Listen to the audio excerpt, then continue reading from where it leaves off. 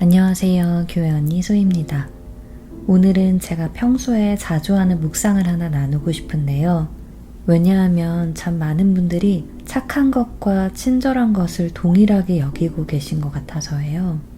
그러다 보면 연애 관계에서나 사회생활에서 소위 말해 항상 을이 되는 것 같고, 그래서 속으로 분노는 커져가고, 그러다 그게 건강하게 해소되지 못한 채 꾹 참고만 계시다가 비정상적으로 화가 폭발하는 경험을 하신 분들이 좀 계신 것 같아요. 제가 이렇게 말씀드리니까 제 의도가 좀 짐작이 가시죠?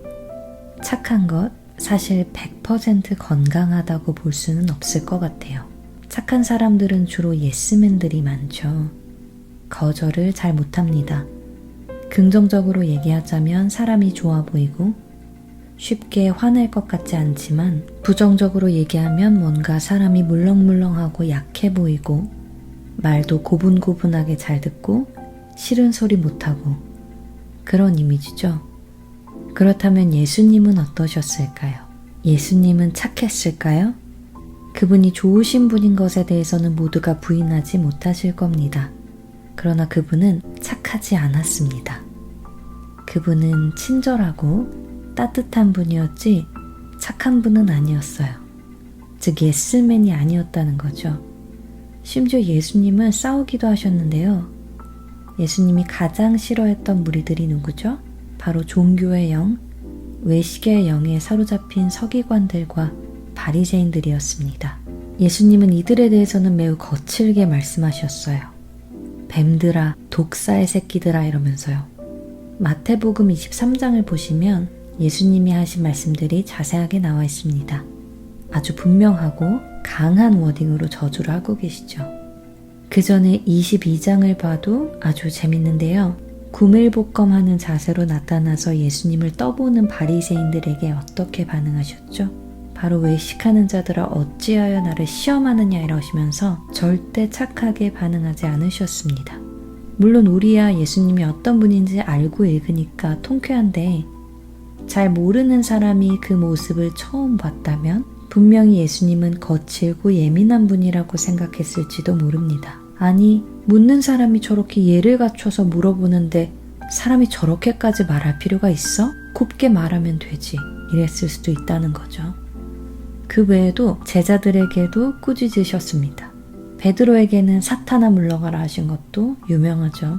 또 누가 아버지 장사만 지내고 와서 제자가 되겠습니다 했던 사람에게 딱 잘라서 손에 쟁기를 잡고 뒤를 돌아보는 자는 하나님의 나라에 합당하지 아니하리라 이렇게 말씀하셨죠. 여러분께 제가 이렇게 말씀드리면 구독 취소하는 분들도 계시지 않을까요?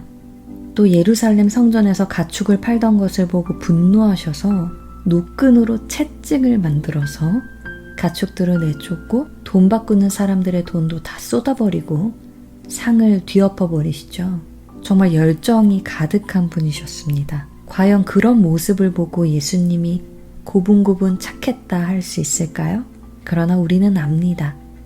예수님이 좋은 분, 친절한 분, 따뜻한 분, 사랑이 많으신 분이란 걸요. 자유롭게 뛰어노는 아이들이 사역 중에 나타나도 애들을 거절하지 말라고 말씀하시면서 따뜻하게 받아주시고 믿음이 큰 사람들을 향해서 칭찬도 아끼지 않으시고 외모로 사람을 취하지 않으시고 나사로가 죽었을 때에는 진심으로 눈물도 흘리시고 세리와 창녀들에게도 먼저 다가가서 친구가 되셨던 분이시죠. 그런데 참 이상하게도 우리 교회 안에는 교회 다니면 이래야 해 하는 어떤 종교적인 생각이 있는 것 같아요.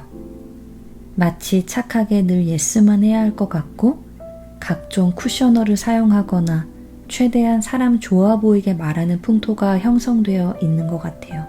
우리 사회에서도 마찬가지입니다. 지금 제가 그걸 분석함으로써 들고 일어납시다, 다 바꿉시다 하는 게 아니라 그건 예수님의 모습과는 다르다는 걸 분명히 말씀드리고 싶어요. 예수님은 그러지 않으셨는데 이 풍조는 대체 어디서 왔으며 이 수많은 예스맨들은 예수님이 아니라 대체 누구를 따르고 있는 걸까요?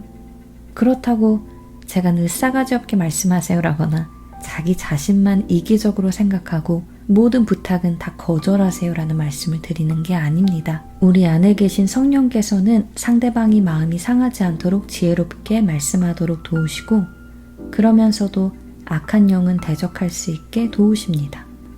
또 예수님께서도 이웃을 사랑하라고 하셨기 때문에 이웃을 사랑하는 마음으로 그들의 부탁을 들어주는 것은 하나님께서도 기뻐하시는 일입니다.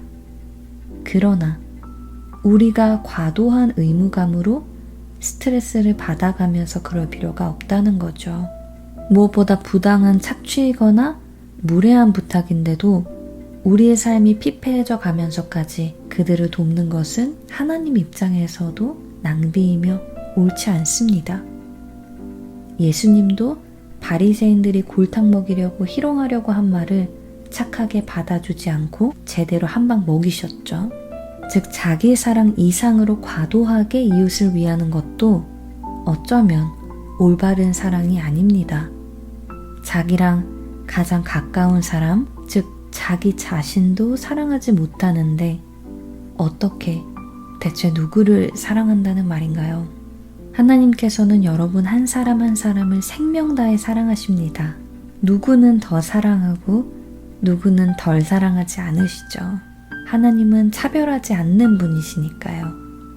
그러니까 하나님이 생명 다해 사랑하시는 자기 자신도 잘 돌봐주세요. 남들에게만 잘하지 마시고요. 아무리 여러분이 사랑하는 가족이나 연인, 친구라 할지라도 부당한 요구를 할 때에는 거절하시기를 축복합니다.